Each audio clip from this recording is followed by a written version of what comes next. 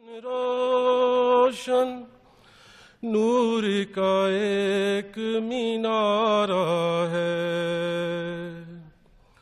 نام محمد روشن روشن نور کا ایک مینارہ۔ نعرہ رسالت، نعرہ تکبیر، نعرہ رسالت، نعرہ تکبیر، نعرہ رسالت۔ نستعینہ ونستغفرہ ونؤمن بہ ونتوکل علیہ ونعوذ باللہ من شرور انفسنا ومن سیئات اعمالنا، من یہدہ اللہ فلا مضل له ومن یضلل فلا ہادی له، ونشهد ان لا الہ الا اللہ وحدہ لا شریک له، ونشهد ان سیدنا ومولانا محمدا عبدہ ورسولہ، اما بعد فاعوذ باللہ من الشیطان الرجیم، بسم اللہ الرحمن الرحیم۔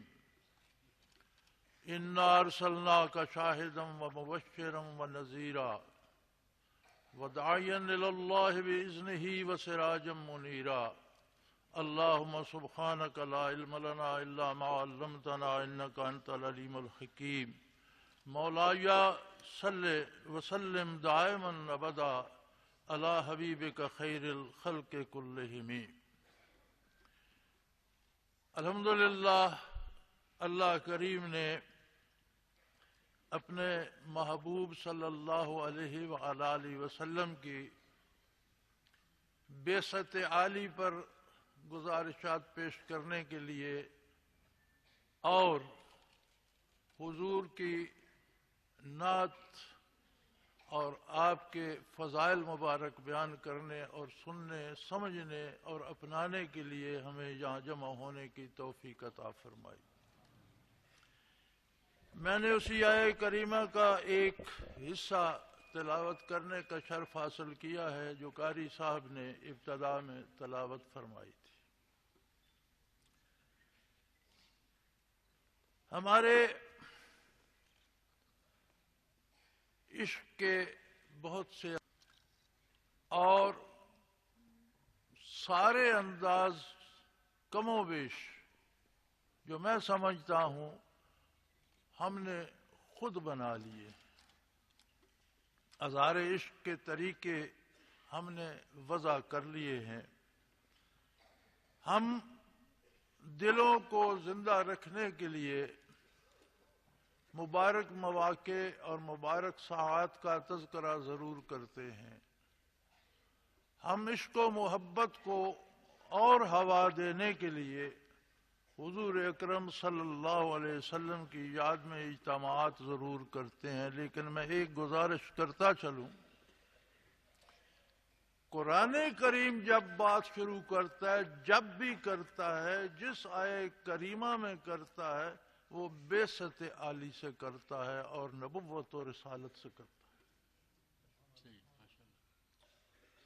یہ بڑی عجیب بات ہے، کیونکہ بعثت عالی آپ کی ہر صفت عظیم ہے، لاسانی ہے، بے مثال ہے۔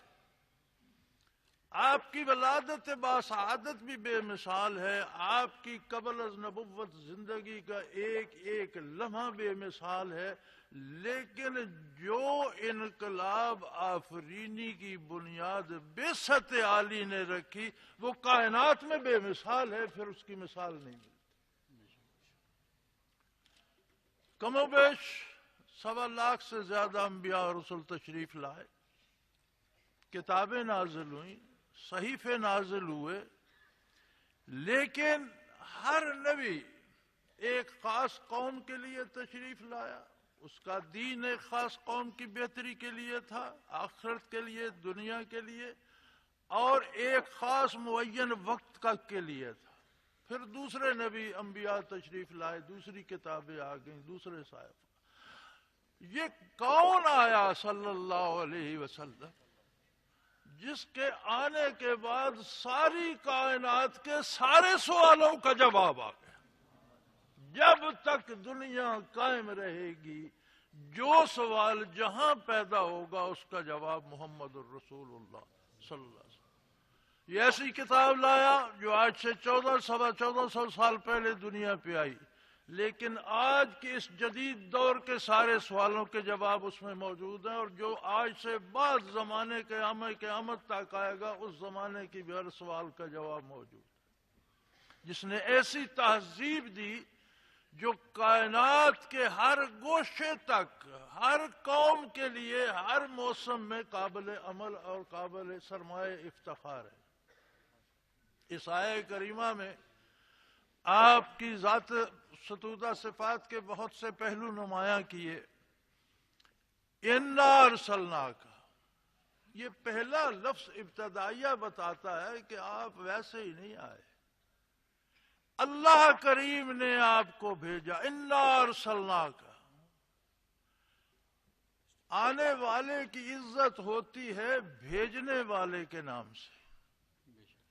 ایک پیغام کوئی ساتھی بھیج دیتا ہے، پیغام لانے والا معزز ہے، لیکن ایک پیغام کوئی اللہ کا نیک بندہ بھیج دیتا ہے، وہ اور نظر سے لانے والے کو دیکھا جاتا ہے۔ ایک پیغام ریاست کا حکمران کوئی آدمی بھیج دیتا ہے، اس کی نگاہ اس کی خدمت خاطر مدارت اور ہوگی، اور ایک ہستی کو کائنات کا خالق بھیج دیتا ہے، مالک بھیج دیتا ہے، رازق بھیج دیتا ہے، اس کی حیثیت کیا ہوگی کائنات؟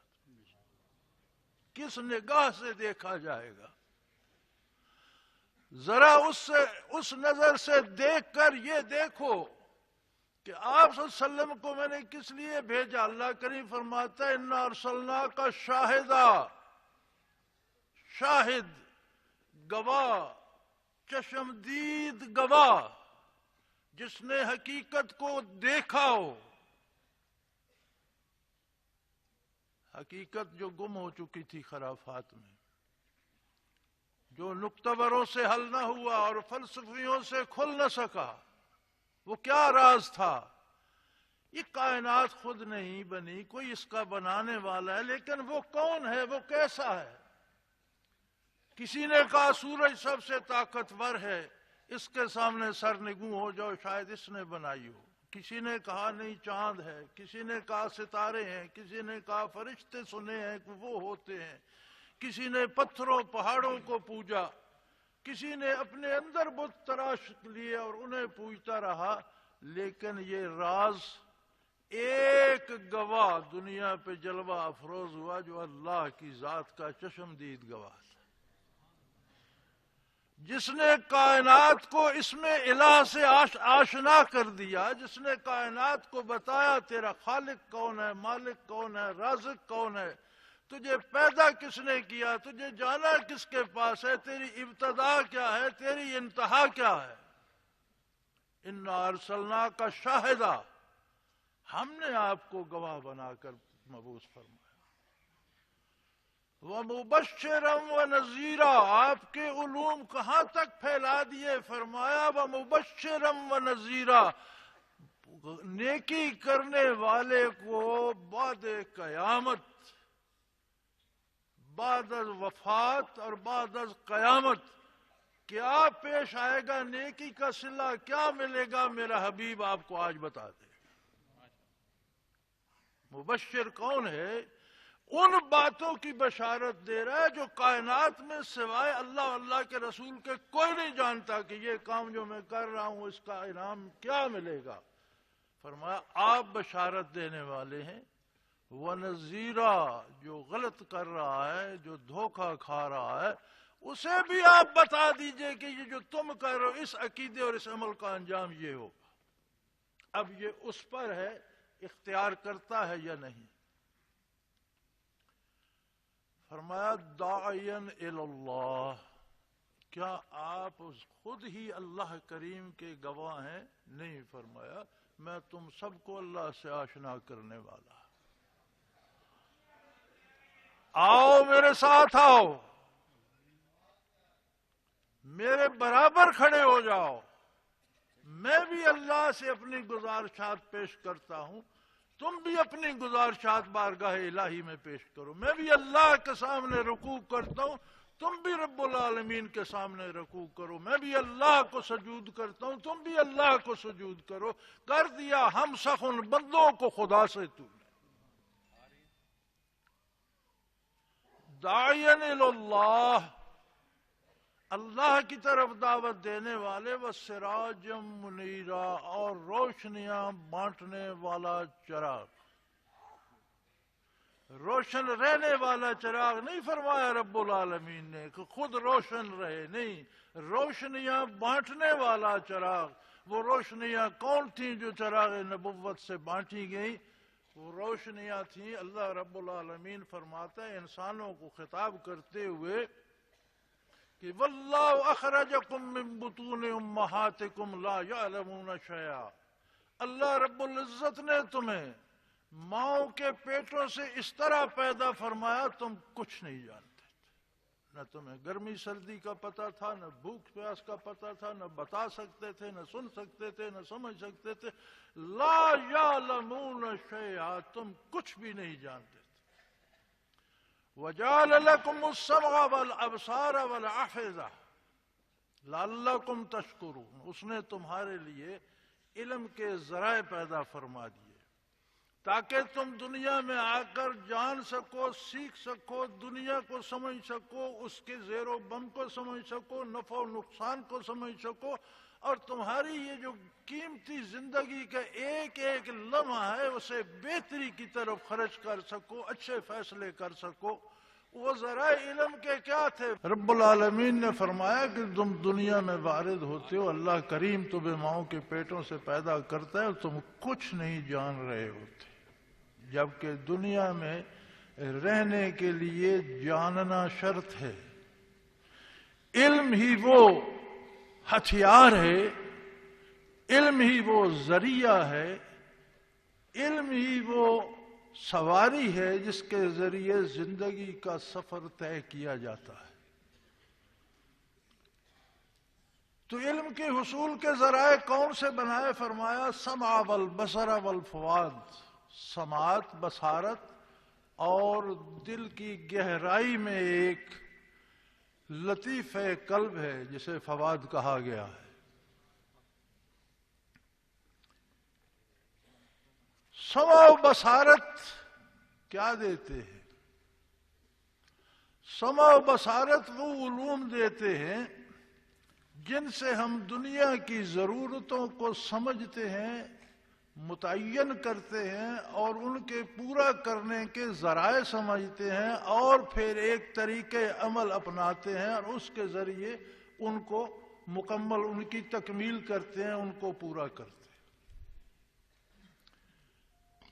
لیکن ہم ایسی مخلوق نہیں ہے جو پیدا ہو اور فنا ہو جائے گی، جو محض دنیا میں رہے گی، کھائے پیے گی، اولاد پیدا کرے گی، مر جائے گی، قصہ ختم ہو جائے گا۔ نہیں، انسان اللہ کی بہترین مخلوق ہے، اور یہ عجیب جوڑ ہے کہ اس کا وجود مادی ہے، اور کل الروح من امر ربی، اس کی روح امر ربی سے متعلق ہے۔ امر ربی وہ عالم ہے، عالم امر وہ عالم ہے جو عالم خلق سے بالا تر ہے۔ عالم خلق سارا فانی ہے، لیکن امر اللہ کریم کی صفت ہے، اور عالم امر باقی رہنا والا ہے، وہ اللہ کی صفت کا پرتو ہے، اللہ کے جلال کا پرتو ہے، وہ فانی نہیں ہے، خلق فانی ہے۔ وہ مخلوق کی صفت ہے، جس طرح خالق کی صفت ہے، جس طرح خالق لا فانی ہے، اس کی ساری صفات بھی لا فانی ہے۔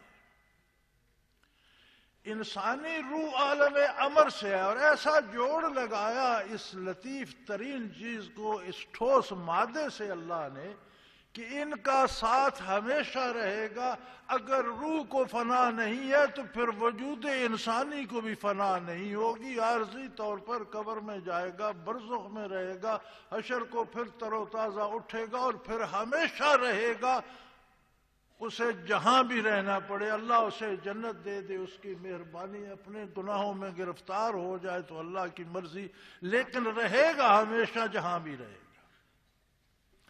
اب اگر اس عارضی وجود کو باقی رکھنے کے لیے، دنیا کی چند سالہ زندگانی کے لیے ہمیں بے پناہ علوم کی ضرورت ہے، اور بے پناہ وسائل کی ضرورت ہے، اور بے پناہ شعور کی ضرورت ہے کہ ان وسائل کو جمع کیسے کیا جائے، ان کو خرچ کیسے، ان سے استفادہ کیسے کیا جائے، اور ان کو اپنی زندگی میں یا اپنے بعد میں آنے والوں تک قائم کیسے رکھا جائے، کیا یہ سارا کچھ ہم نہیں کرتے؟ آپ ایک کامیاب انسان کس کو کہتے ہیں؟ وہی جو اپنے علم کے ذریعے، اپنی عقل و خرد کے ذریعے بہترین جائز وسائل اختیار کرتا ہے اور اپنے پیچھے والوں کے لیے بھی چھوڑ جاتا ہے۔ سمجھتے ہیں یہ بڑا کامیاب آدمی تھا، زندگی میں بھی کامیاب رہا، خاندان کو بھی کامیاب کر گئے۔ لیکن کیا ہماری ذمہ داری صرف اپنا وجود اور خاندان ہے، یا ہمارے اندر روح بھی ہے؟ اس کی بھی ضروریات ہے۔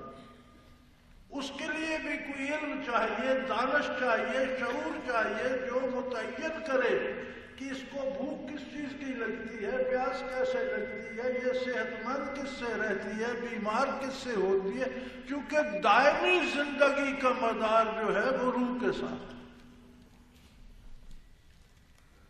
اب اس کا علم کہاں سے آئے؟ فرمایا سراج منیرہ، ہم نے آپ کو روشنیاں بکھیرنے والا چراغ، تقسیم کرنے والا، بانٹنے والا، یعنی ہر دل کو دل کی انتہائی گہرائی میں جو وہ لطیفہ ربانی ہے اسے روشن کرنے والا ہم نے آپ کو بنایا۔ آپ صلی اللہ علیہ وسلم سے وہ روشنیاں کیسے بٹی اور کس انداز سے بٹی؟ کیا برکت وجود مسعود عالی تھا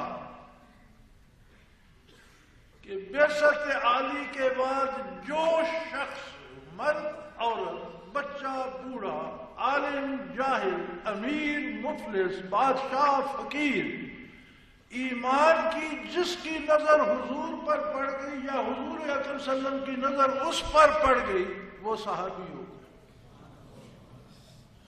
صحابیت کیا ہے؟ اصطلاحاً تو صحبت کا مفہوم یہ ہے کہ آپ کی محفل میں جسے حاضری نصیب ہو گئی صحابی ہو گیا، صحبت یافتہ۔ لیکن صحابیت ایک شرعی منصب ہے۔ آج کے اس گئے گزرے دور میں بھی ہم اتنا تو سمجھتے ہیں کہ کوئی ولی اللہ ہے تو وہ اللہ کا دوست ہے، اللہ کے قریب ہے، اللہ کو اس پر بہت کرم ہے، اسے اللہ کے قرب کے منازل حاصل ہے، ہم اسے ولی اللہ سمجھتے ہیں۔ اگر یہ ساری کائنات، جتنے لوگ بستے ہیں یا جتنے بسیں گے یا جتنے گزر چکے سارے ولی ہو جائیں، ان کے سارے مراتب جمع کیے جائیں تو تبا تابعین کی خاک پاک کو پہنچے گی۔ بڑے بڑے لوگوں نے مجاہدے کیے، عمریں بسر کی، راتیں بسر کی، چلے لگائے، اللہ کی کتابیں حفظ کی، اللہ کے نام کا رات دن ذکر کیا۔ یہ تو مفت میں تو یہ نعمتیں نہیں ملتی، لیکن اب سب کی ولایت کو جمع کر کے ہم ایک مینار بناتے چلے جائیں تو یہ تبا تابعین کے قدموں کو جا کر چھوئے گا۔ وہاں سے منازل تبا تابعین کے شروع ہوں گے، جہاں ان کے منازل ختم ہوں گے وہاں سے تابعین کے شروع ہوں گے، جہاں تابعین کے ختم ہوں گے وہاں جا کر صحابہ کے منازل کی ابتدا ہوگی۔ اب کون کہاں تک پہنچا وہ ہم نہیں جانتے۔ صحابی بننے کے لیے کتنی محنت کی ضرورت تھی۔ وہ کسی نے کہا تھا منسی پارے دل می فروشم، میں دل کے ٹکڑے بیچ رہا ہوں، دل کے ٹکڑے بیچنا چاہتا ہوں، کوئی لینا، کوئی گاہک، کوئی خریدار، بے گفتہ قیمت۔ کسی نے پوچھا نعرے لگا رہے ہو، بیچ رہے ہو، قیمت بھی تو بتاؤ کیا لوگے؟ بے گفتہ قیمتش گفتم نگاہ ہے۔ میں نے عرض کیا کہ ایک نگاہ بہت قیمتی دولت ہے، پر ایک نگاہ پہ نچھاور کر دوں گا۔ بے گفتہ کم ترش گفتم کے گاہ۔ اس نے کہا مانگا مول کم ملتا ہے، کچھ قیمت کم زیادہ کرو، کچھ گھٹاؤ۔ تو میں نے کہا زندگی میں ایک نگاہ سے یہ سودا تھا وہاں کہ زندگی میں ایک نگاہ نصیب ہو گئی محمد الرسول اللہ کی، یا آدمی کی اپنی نگاہ حضور کے وجود باوجود پر پڑ گئی تو وہ صحابی ہو گیا، سارے منازل طے ہو گئے۔ سارے وجود کا ذرا ذرا روشن ہو گیا، دل کی کوٹھڑی میں تجلیات باری آ گئی اور وجود کے سیل ذاکر ہو گئے۔ ایک آدمی کے وجود میں آج کی سائنس کہتی ہے ہر بندے کے وجود میں 10 خرب سیل ہیں۔ ہر بندے کے وجود میں 10 خرب سیل، 6 ارب آبادی ہے پوری دنیا کی انسانوں کی، اور 10 خرب سیل ہے ہر وجود میں۔ کوئی چھوٹا وجود ہے تو سیل چھوٹے ہیں، کوئی بڑا وجود ہے تو سیل بڑے ہیں، لیکن ہر انسان کے 10 خرب سیل ہے۔ جب یہ دل آباد ہوتا ہے تو یہ دھڑکتا ایک بار ہے اور وجود سے 10 خرب بار اللہ کا نام نکلتا۔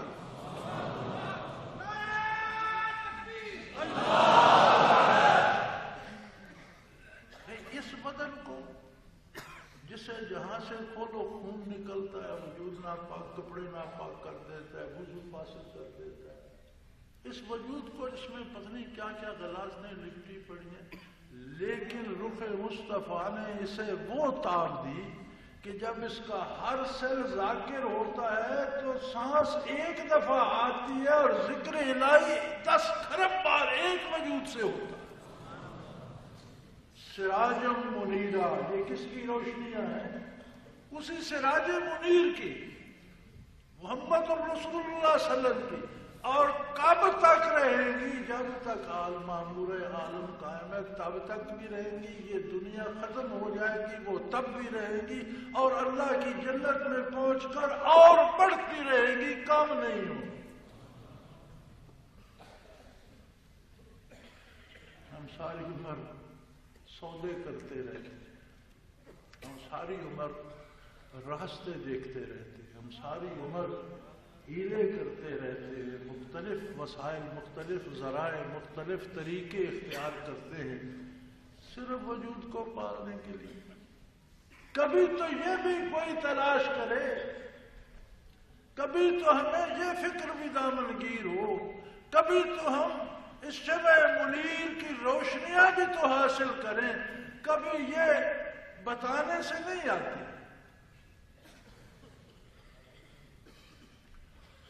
بتانے سے ان چیزوں کی سمجھ نہیں آتی، چونکہ یہ کیفیات ہیں، یہ جب وارد ہوتی ہے تو ان کی لذت کا پتہ چلتا ہے۔ لذتی میں نہ چناسی بخدا تا نہ چشی، اس کی لذت تب تک سمجھ نہیں آتی جب تک خود پی نہ جائے، جب تک یہ تعلق محمد الرسول اللہ سے قائم نہ ہو جائے، جب یہ دل کا رشتہ آپ صلی اللہ علیہ وسلم سے قائم نہ ہو جائے، جب یہ خود روشن نہ ہو جائے۔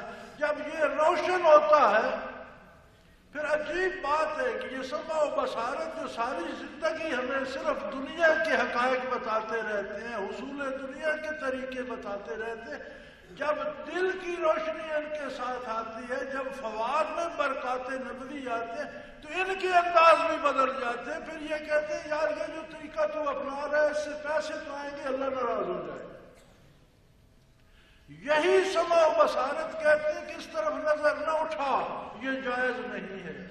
دماغ کو کہتے ہیں یہ نہ سوچ، یہ حلال نہیں ہے۔ ہاتھ پاؤں کو کہتے ہیں یہ کام نہ کر، یہ جائز نہیں ہے، اس میں اللہ کریم ناراض ہو جائے گا۔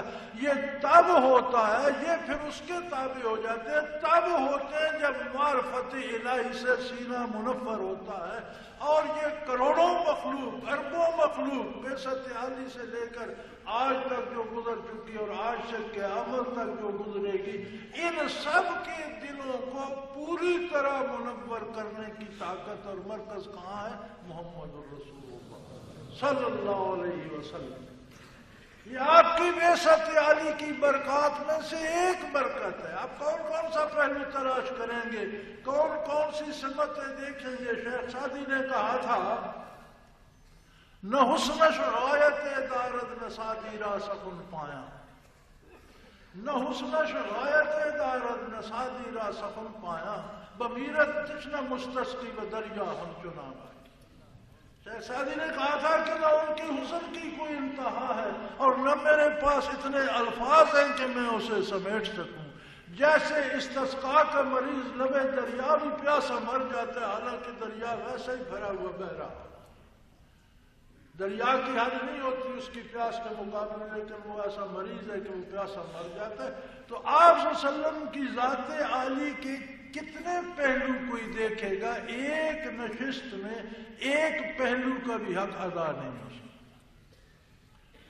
اللہ کریم نے کس قدر قوت، کتنی روشنی اور کتنی طاقت عطا فرمائی محمد الرسول اللہ صلی اللہ علیہ وسلم کو کہ بعثت عالی سے لے کر قیامت تک جہاں پیدا ہو جائے، شرط یہ رکھی ہے، اللہ کریم نے یہ شرط رکھی ہے، یادی الیہ من ینیب، جس کے دل میں جب یہ جذبہ بیدار ہو جائے گا کہ مجھے اللہ کی محبت چاہیے، مجھے حضور کی طرف جانا ہے، فرمایا میں اس کے رسائی تک کے انتظامات کا ذمہ دار ہوں۔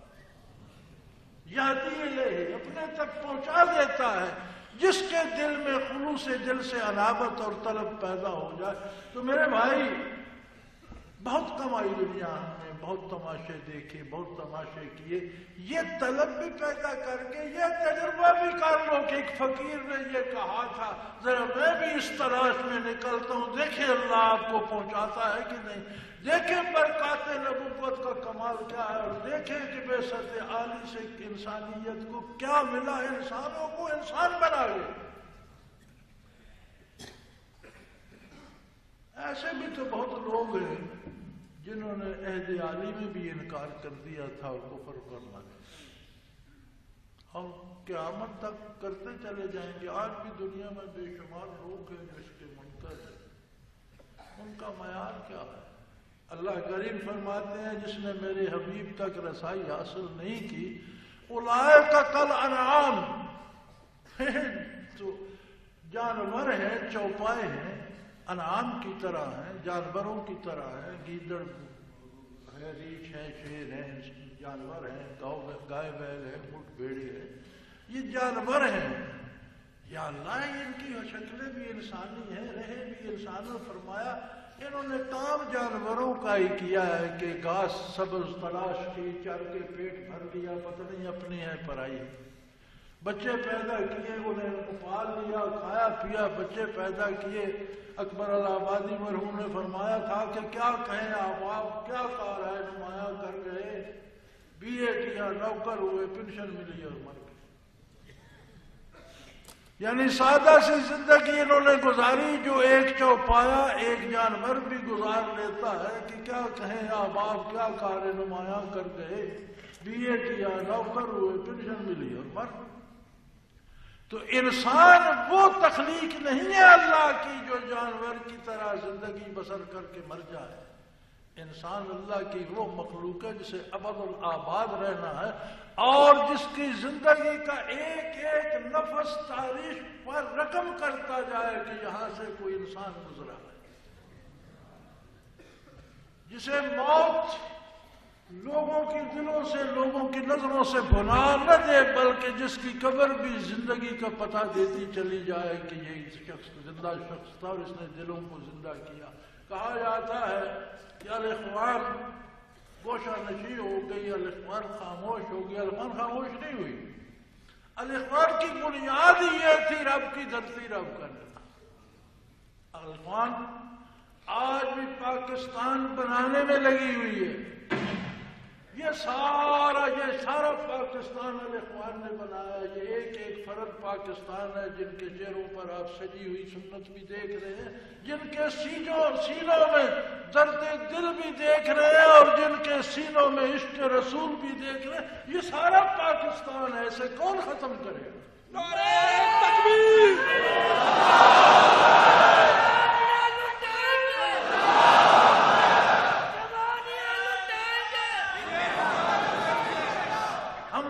جذباتی نعروں پہ اکٹھا نہیں کر رہے، ہم ایک ایک فرد کا تعلق براہ راست محمد الرسول اللہ سے جوڑ رہے ہیں، اور ایک ایک دل پہ وہ روشنی کی لکیر روشن کر رہے ہیں جو سیدھی سراج نبوت سے آتی ہے۔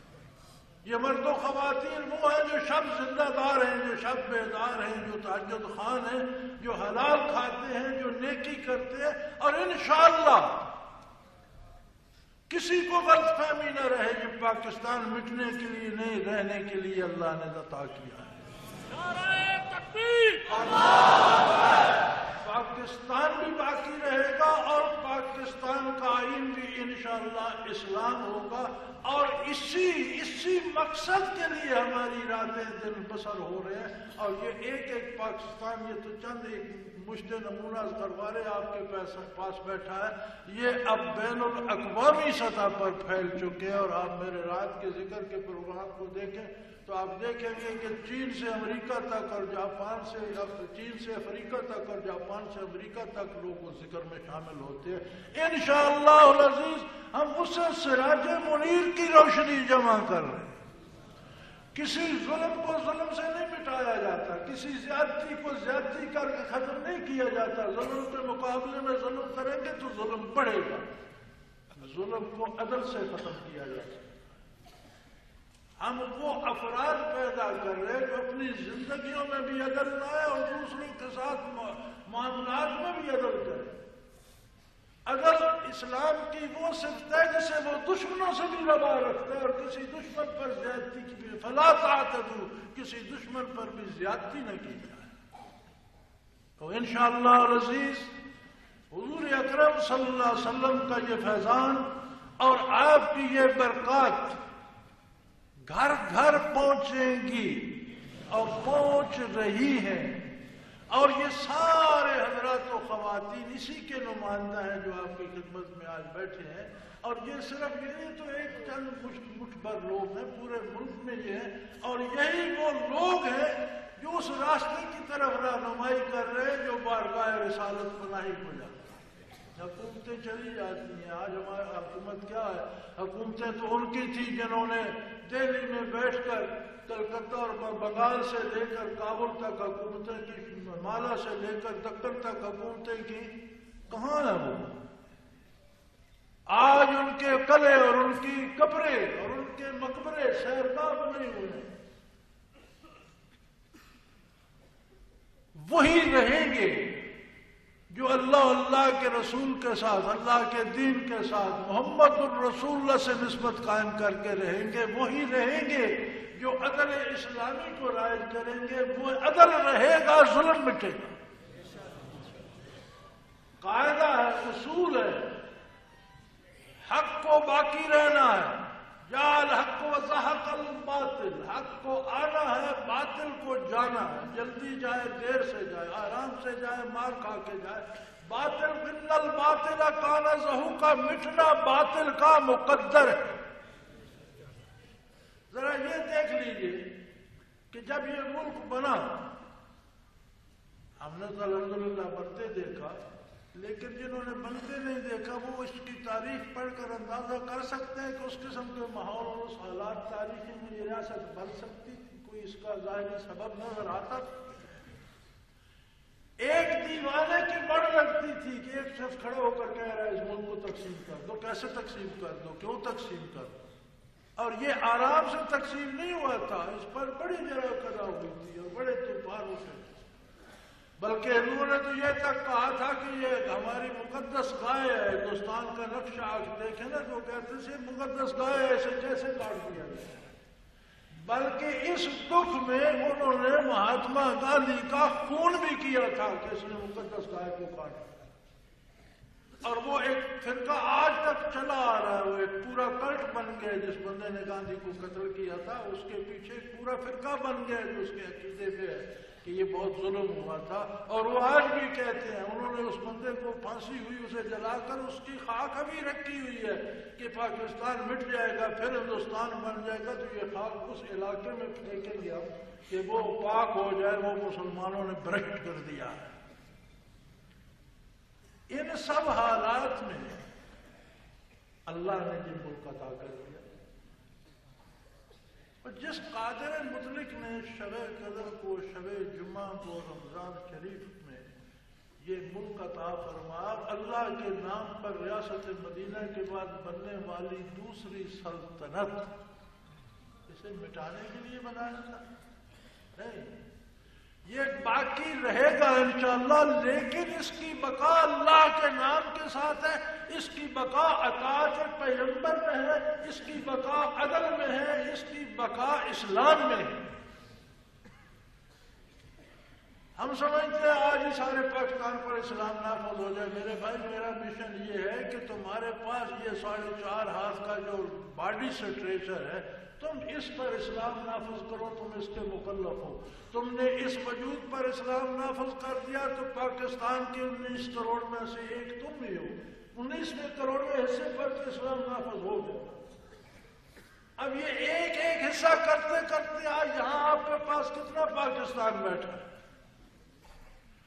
جب تک ہم خود کو تبدیل نہیں کریں گے، ایک بندہ زہر کھاتا رہے اور دعا لمبی عمر کی کرتا رہے، اثر اس کے عمل پر ہوگا، اس کی آواز پر، نتیجہ اس کے عمل پہ نکلے گا، اس کی آواز پہ نہیں نکلے گا۔ ہمارا مشن الحمدللہ جاری ہے اور جاری رہے گا، لیکن ہماری تحریک یہ ہے کہ ہر شخص اپنے آپ پر اسلام نافذ کرے، دوسروں کو اللہ کے سپرد کرے۔ جب آپ کو دیکھیں گے دوسرے بھی کر لیں گے۔ اور الحمدللہ آج بھی سلسلہ عالیہ دلوں کو وہ روشنیاں پہنچا رہا ہے الحمدللہ، جو بارگاہ رسالت سے اور سینہ اطہر محمد الرسول اللہ سے جن کے پہرے زفار لہریں لے رہے ہیں، وہ روشنیاں آج بھی ہم دلوں کو پہنچا رہے ہیں۔ اور ان میں سینکڑوں ایسے بیٹھے ہوں گے جن کو روحانی طور پر بارگاہ رسالت پلائی میں حاضر کر کے ان کی روحوں کو آقا نامدار صلی اللہ علیہ وسلم سے بیعت کا شرف حاصل ہو۔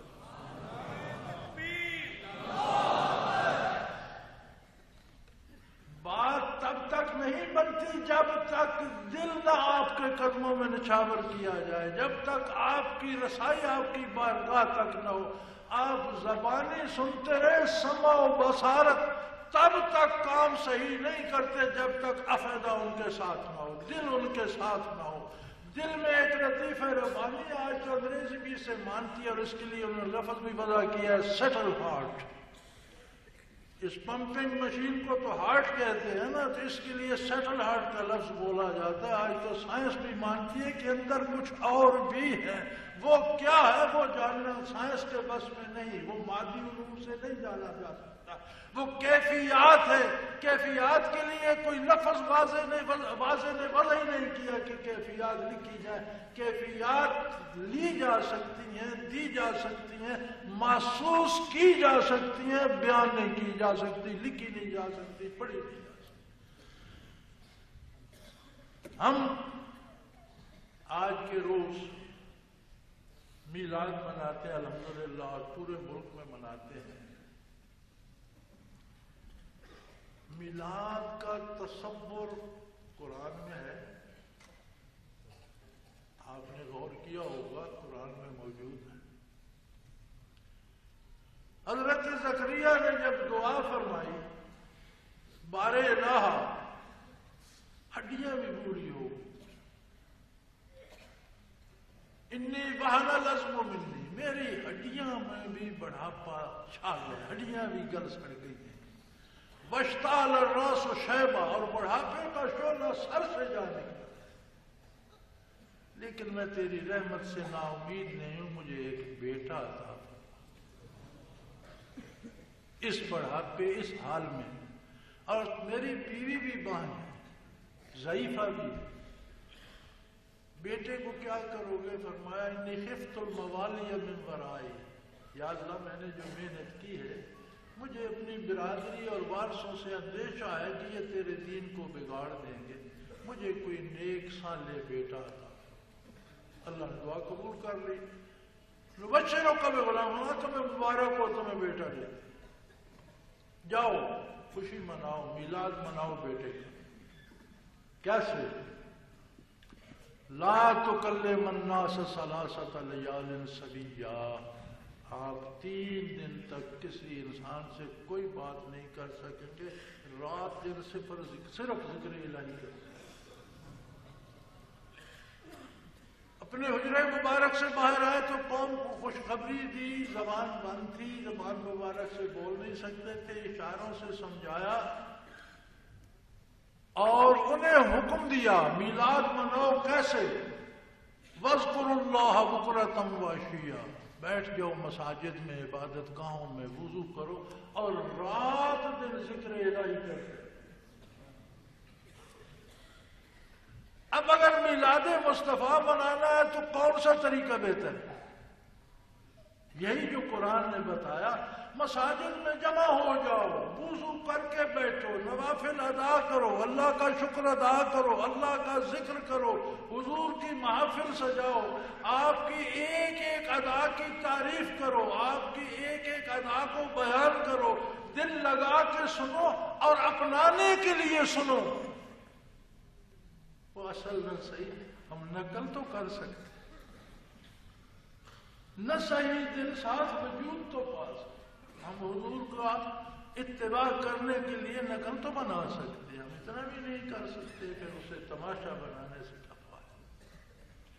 اگر یحییٰ علیہ السلام کا میلاد رات دن ذکر الہی ہے، اللہ کا نبی بھی 3 رات دن صبر ذکر الہی کرتا رہے اور قوم بھی ساری رات دن اذکار کرتی رہے، تو اے میرے قوم، ہے میرے بھائیوں، تم مجھ سے اچھے ہو، مجھ سے نیک ہو، مجھ سے سمجھدار ہو، مجھ سے زیادہ پڑھے لکھے ہو، لیکن خدا را قرآن کے اس فرمان پہ غور کر کے تماشا بنانے کی بجائے مساجد کو آباد کر دو، دلوں کو روشن کرو، گھروں کو آباد کرو، گھروں میں ذکر میلاد کراؤ ادب و احترام سے، آپ کے نام پر، اللہ کے نام پر لوگوں کو کھانا کھلاؤ، اچھی دعوت کرو، لیکن جو تقاضا ادب ہے یہ وہ بارگاہ ہے کہ کہتے ہیں عشق بڑا منہ زور ہوتا ہے، لیکن یہ بارگاہ وہ ہے جہاں عشق بھی پاو بجولاں حاضر ہوتا ہے اور آداب کا پابند ہے۔ یہ وہ بارگاہ ہے جہاں آپ اپنی مرضی سے محبت نہیں کر سکتے، یہاں محبت بھی حضور کے اشاروں کی پابند ہے۔ لا ترفعوا اصواتکم فوق صوت النبی، کبھی بھول کر بھی اپنی آواز آپ صلی اللہ علیہ وسلم کی آواز سے بلند نہ کرو۔ ان تحبط اعمالکم وانتم لا تشعرون، تمہاری ساری نیکیاں تمہارے منہ پر مار دی جائیں۔ ذرا سی بے ادبی ہو گئی، تم نے عمر بھر جہاد کیے ہوں گے، تم نے ہزاروں حج کیے ہوں گے، تم نے عمرے کیے ہوں گے، تم نے سجدے کیے ہوں گے، تلاوتیں کی ہوگی، فرمایا ساری باتیں تمہارے منہ پر مار دیں گی یہ اگر اس بارگاہ کی بے ادبی، ذرا آواز بلند ہو گئی تو۔ ہم کیا کر رہے ہیں اس کا اندازہ خود ہمیں ہونا چاہیے، ہمیں خود اپنے ماحول کو دیکھنا چاہیے، مصیبتیں پڑی ہوئی ہیں حکومتوں کو بھی اور محکموں کو بھی اور اداروں کو بھی، یار اللہ کے لیے اسلام سے محبت کرو، اللہ کے رسول سے محبت کرو، اللہ سے محبت کرو، اللہ کے قرآن سے محبت کرو۔ اللہ کا قرآن آپ کو راہ دکھانے کے لیے اللہ نے عطا فرمایا، نبی کریم صلی اللہ علیہ وسلم کی وساطت سے، یہ اللہ کا ذاتی کلام۔ جب آپ قرآن کریم پڑھ رہے ہوتے ہیں تو یہ وہ الفاظ ہیں جو اللہ کے ذاتی الفاظ ہیں، جو وہ الفاظ ہیں جو جبرائیل امین محمد الرسول اللہ پڑھ رہا ہے، یہ وہ الفاظ ہیں جو آپ کی زبان حق ترجمان سے طاری۔ یار کسی شاعر کا کلام پڑھتے ہو تو آپ کا بجٹ طاری ہو جاتا ہے کہ یہ علامہ اقبال کا ہے، تو اللہ کا کلام پڑھتے ہو تو کوئی محسوس نہیں ہوتا کہ یہ اللہ کا کلام ہے۔ محمد الرسول اللہ صلی اللہ علیہ وسلم نے تعلیم فرمایا، اس کے کوئی اثر یہ کیوں نہیں آتا؟ اس لیے جو علامہ ہم جیسے انسان تھے ان کی زبان سے نکلا تو وہ جو ظاہری صوتی اثر ہے ہماری سمع و بصارت نے سنا، اس حد تک تو متصل ہوئے۔ کلام ربانی سمع و بصارت سے نہیں، یہ افیدہ سے سنا جاتا ہے، افیدہ کی طرف ہم نے توجہ نہیں کی، اس میں جان نہیں ہے، نہ وہ سن سکتا ہے نہ سمجھ سکتا ہے، تو وجہ کس بات کی؟ لذت کہاں سے آئے؟ تو میرے بھائی اپنے جہاں اللہ نے آپ کو سمع و بصارت دی، بے پناہ علوم دیے، قرآن کریم فرماتا ہے کہ میں نے یہ معرفت کی امانت زمینوں آسمانوں پر پیش کی، علی السماوات والارض فابین ان یحملنہا، انہوں نے جی معذرت کر لی، بارے الہ یہ تیری معرفت اور ہم میں یہ ضرورت نہیں، ہم اس بوجھ کے قابل نہیں۔ وہ عملہ ہر انسان نے اس بوجھ کو اٹھا لیا۔ فرمایا انہ کان یظلما جہولا، انسان تھا ہی غلط کار اور نادان۔ یہ کانا کے ساتھ ہے، کہ تھا، یعنی بغیر اس امانت کو سمجھے، بغیر عقیدہ کو زندہ کیے انسان کیا ہوتا ہے، کتنا پڑھ جائے، دنیا کی ڈگریاں حاصل کر جائے، اللہ کہتا ہے یہ غلط کار بھی ہے اور جاہل بھی ہے، نادان۔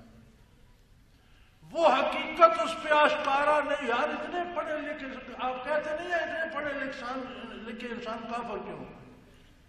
اس لیے کہ وہ ظلم بھی ہیں، جہول بھی، ظالم بھی ہیں، جاہل بھی ہیں۔ یار اتنے پڑھے لکھے، بھائی پڑھے لکھے سمع و بصارت سے حقائق کو تلاشنا عقیدہ کا کام ہے، عقیدہ ان کا ملتا ہے، لہذا ظالم بھی ہیں، جاہل بھی ہیں۔ دنیا ظالموں سے بھری پڑی ہے، دنیا جاہلوں سے بھری پڑی ہے میرے بھائی۔ علم اسی کے پاس ہے جس نے دنیا کے علوم بھی حاصل کیے اور ساتھ دل کو بھی زندہ کیا اور کیفیات بھی حاصل کی، پھر اسے مزہ آتا ہے کہ علم کو کس طرح استعمال کیا جاتا ہے اور اس سے مخلوق خدا کی فلاح کس طرح ہوتی ہے، اور اس کی دنیا تو دنیا عاقبت بھی سدھرتی چلی جاتی ہے۔ لیکن اس کے لیے تیسرا ذریعہ بھی ساتھ چاہیے، سمع بصارت اور عقل۔ اللہ کریم آپ سب کو یہ حیات قلبی نصیب فرمائے۔ اللہ کریم آپ کے دلوں کو زندہ کرے اور دلوں میں نور مصطفیٰ دلوں میں بسے گا تو بصارت سے، بصیرت سے، اعضاء و جوارے سے نور برسے گا، نیکی حاصل ہوگی، بھلائی ہوگی، اور آپ ظلم کے مقابلے میں کھڑے ہونے کے قابل ہوں گے۔ وہ 313 جو بدر میں کھڑے ہو گئے 1000 کے لشکر جرار کے سامنے، جنرل صاحب کہہ رہے تھے ان کے پاس ہتھیار نہیں تھے، ان کے پاس یہ افعدہ نوروں سے بھرا ہوا، ان کے پاس جو قوت تھی وہ ہتھیاروں میں نہیں ہوتی، ان کے سینوں پر تو آ کر ہتھیار خود ہو گئے۔ اس دنیا کو جو اسلام کا پیغام مسلمانوں نے پہنچا، کیسر و کسریٰ کے مقابلے میں اسلامی فوجوں میں کیا تھا؟ جذب دل تھا، جوش جنون تھا، جوش شہادت تھا، قربانی کا جذبہ تھا، اور قربانی کا جذبہ جب تک دل زندہ نہ ہو اپنی معراج کو نہیں پہنچتا۔ آپ عقل سے قائل کرتے رہے، کچھ نہ کچھ اس میں دنیاوی لالچ ہوگا تو پھر عقل قائل ہوگی، میری آخرت پہ عقل قائل نہیں ہوتی۔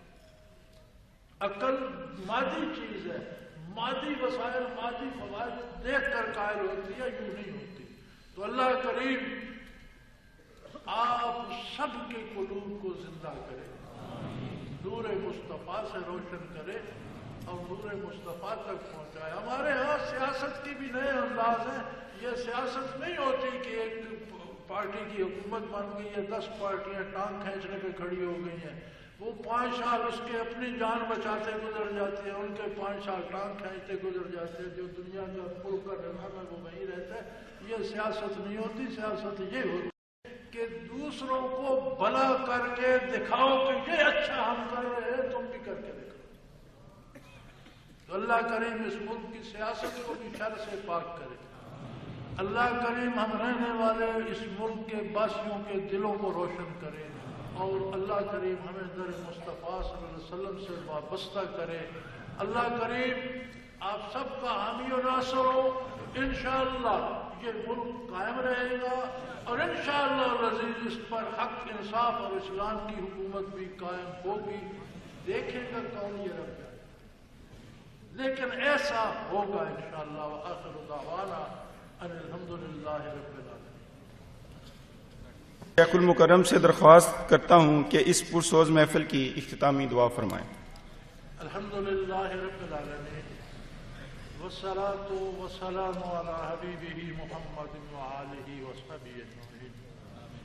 اللہم ربنا لا تقتلنا بغضبک ولا تہلکنا بعذابک واغفرنا اللہم ربنا لا تسلط علینا من لا یرحمنا، انت ولینا فی سفرنا وحضرنا فی مالنا واہلنا، انت ولینا فی الدنیا والآخرہ، توفنا مسلمین والحقنا بالصالحین۔